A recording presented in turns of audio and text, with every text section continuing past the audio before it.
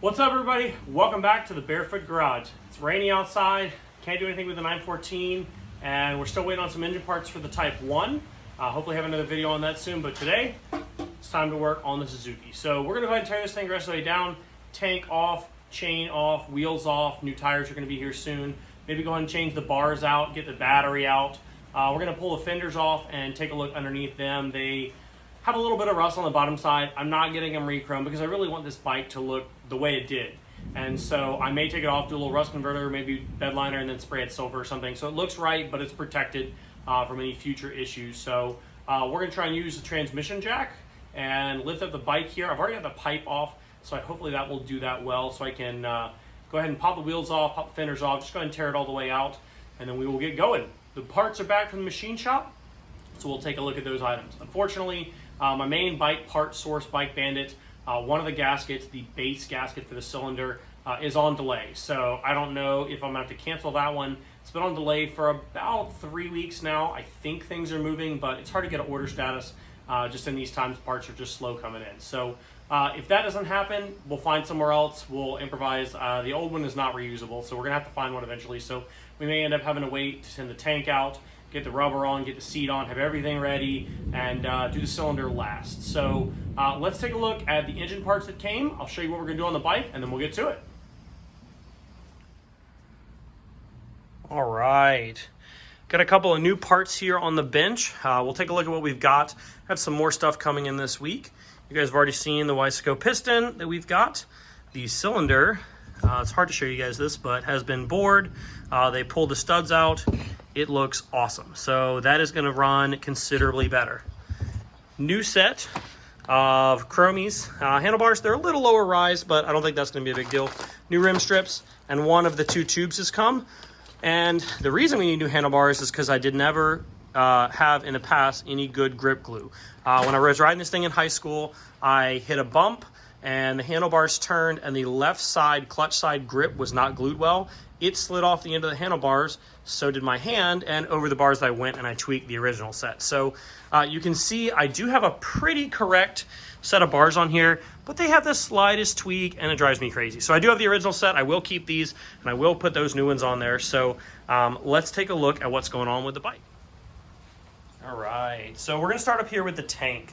The tank is actually in pretty good shape. It needs a little bit of paint in here, but the reality is the inside of the tank is not in excellent shape. That's kind of one of the problems I've always battled, is trying to get good clean fuel in there. It's really hard to show that. So we are looking into a tank lining service. It's kind of expensive, and so that's the reason I haven't done it yet. By the time you ship it back, pad it, insure it, put it in a box, pay them, it's over $400, but it's something I don't really want to do again, so I think we're going to do it. One of the unique things about this bike is that it is actually a rotary valve. I'll try and show you guys that a little bit later on, which means this is the air cleaner, and the carburetor is actually encased down here. The only other bike that I know of other than these TC Suzukis is the little Yamaha 100, I'm sorry, the KE100 Kawasaki had a similar rotary valve in the motor carburetor. It's very unusual. So kind of a pain to work on the carburetor, but it is a cool setup. It's pretty protective. It does keep the carburetor pretty well encased. So this side is the oil tank. Oil fill here. It is a CCI oil injection. So you can see the oil level there is plenty in the oil. And as you turn the motor over, it actually squirts a little bit of oil into the rotary valve. So we're going to go ahead and pull both fenders off. We're going to pull these tires off, pull the rims off. Thankfully, the rims are in really good shape. They just haven't been cleaned in several years. So go ahead and pull that chain off. I did look into some aftermarket shocks, something that would have been period correct, maybe a reservoir shock, and it's just more money than I need right now. So I may either shim these or try to get a stronger spring rate, because even with the little wormy, 3-hill adjuster on the highest setting with an adult on there, it's just not enough. So I would like to get into having the suspension modified in the future. I have done some research into the forks, and I'm going to try to see if I can either shim or go ahead and put something different in there. I don't think we're going to go all the way to gold valves or anything like that. So as you can see, it just needs a little cleanup down in here. So we'll go ahead and pull this apart, clean this up. The chain is quite dirty, and it does drip a little bit. Drips a little bit there. That's really coming out of the fuel tank.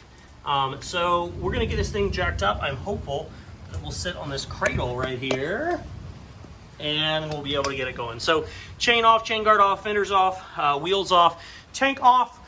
Maybe we'll change the bars, and we'll get into it.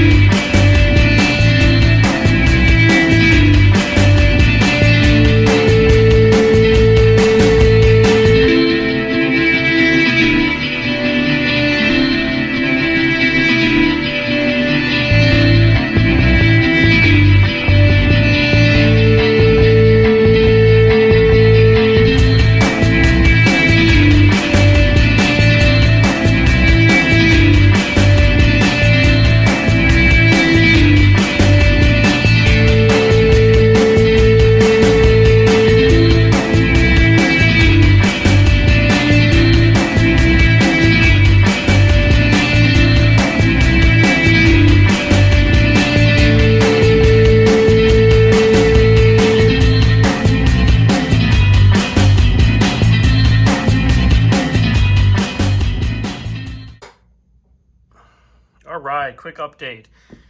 Gears are off, brakes are off. They don't look too bad. Axles are out. I did install a rem lock because I rode this bike a lot and I was breaking valve stems, spinning the tires. The cush drive is dust. It actually broke a piece of the inside of the wheel. So, chassis is totally torn down. I'll probably pull those forks off at some point. The wheels actually look too bad, not too bad. But you can see, if you get real close here, a piece of this aluminum actually broke. So I'm gonna have to go look and see if I can even get these parts for the cush drive. We're gonna have to improvise or get something different. I'm not surprised to see it has one, but I am a little surprised it's broken and I wasn't able to notice. Thankfully, all the wheel bearings, they're a little stiff, but actually all feel in really good shape. And I do think they're original because you can see some of them still say made in Japan, as do these enormously old tires. All right, guys, we're finishing up for tonight because we don't have any parts. We'll try and grab the rest of those parts later this week. I think the tires are due on Thursday. If we get a little time to clean up the frame, we'll start slamming some wheels and stuff back together. May wait on the front wheel until we get those fork parts in, but can always do that later. It's pretty easy to come apart. So let's go grab those new parts in a couple days and we'll get back in the garage.